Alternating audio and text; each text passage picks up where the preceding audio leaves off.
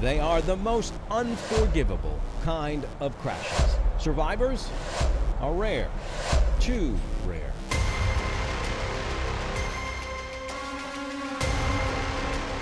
We're talking about wrong-way crashes in Connecticut. Drivers going the opposite way on off-ramps. And what's being done to stop them? In 2022, according to Connecticut DOT, skyrocketing numbers, one of the worst in recent years. 13 wrong-way crashes, 23 people died. What we're doing is bigger than just, we're putting some lights and, an alert system on a ramp. Britton Wilson, he's just so proud of the work he does. It's more than a paycheck. You'll see why. Britton's trying to stop the hurt. Last month, more wrong-way wreckage, I-95 South in Branford. October 2023, another one taking us to I-84 in Farmington. You get the idea.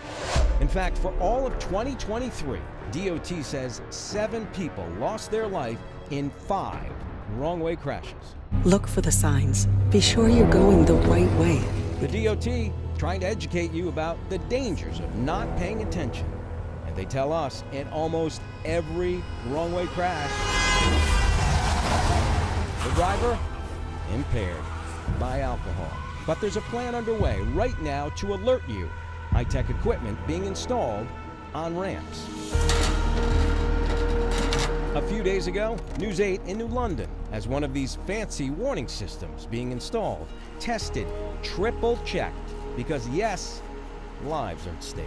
We have the red wrong-way signs on all of our ramps, but this new technology, those red signs are actually outfitted with red LED lights, and the white letters that say wrong way are actually back illuminated to make them a little bit more visible. Come this way, we're at one of the locations that has the special technology. If you were going this way, up the off-ramp, there's a trigger inside a camera that goes off. It notifies DOT. Also, state police are alerted. They then scramble a trooper and try and get to you as soon as possible. And Prospect Street? We were given a rare, behind-the-scenes look at the DOT Transportation Control Center.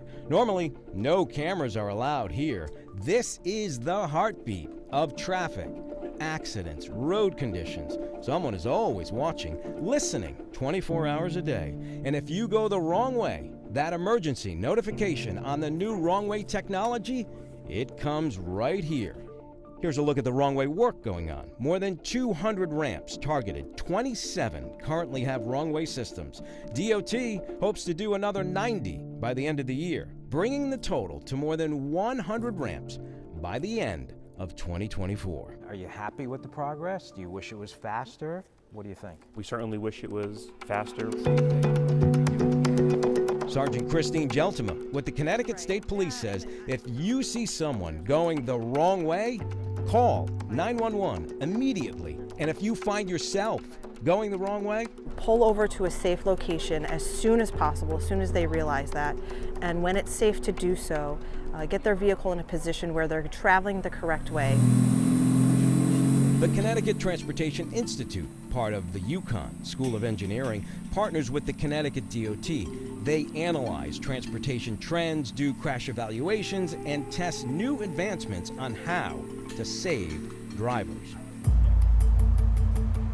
Wrong-way accidents, it's a focus of their work. And there's this painful reality, no matter how bright the lights are, warning people, if you drink and drive. Even those drivers that see those flashing beacons or are alerted, those that are heavily intoxicated, it doesn't stop them. They keep driving. They'll drive head-on into a police cruiser with flashing lights. Check this out. Looks like a weather map, right? It's from the Transportation Institute. Data from 2015 to now. The red areas have seen the most crashes. Hartford, Waterbury, New Haven, Bridgeport. Watch this compelling video. Perhaps someone being saved right before your eyes. The driver sees the warnings. The system, it works. Turns around in time.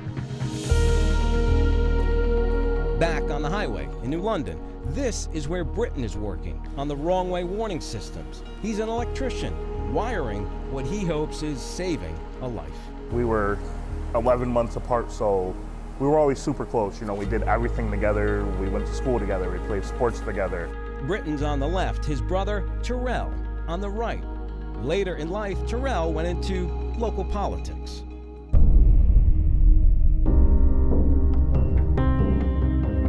Then, on April 17, 2016, Britton and his whole family told there had been some kind of an accident involving a Terrell Wilson. Britton praying they didn't mean his big brother. Back in 2016, there was an accident. My brother was coming home early morning hours and was struck by a wrong-way driver down in Milford on 95.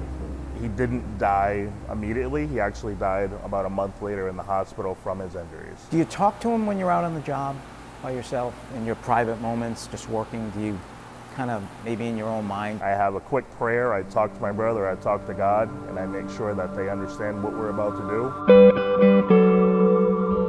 Now you know why this work is so personal, so much a part of Britton's soul. Every time a new system goes up, there's a phone call, a ritual, without fail, between a son and his mom. I can call her and say, hey, we got another ramp up, or, you know, we have another location where we stopped the wrong way accident, and just to see the joy and kind of make her happy. If you could talk to Terrell right now, what would you want to say to him? I would honestly just, you know, give him a hug, and, you know, everything I do is to essentially make him proud of what his little brother has become.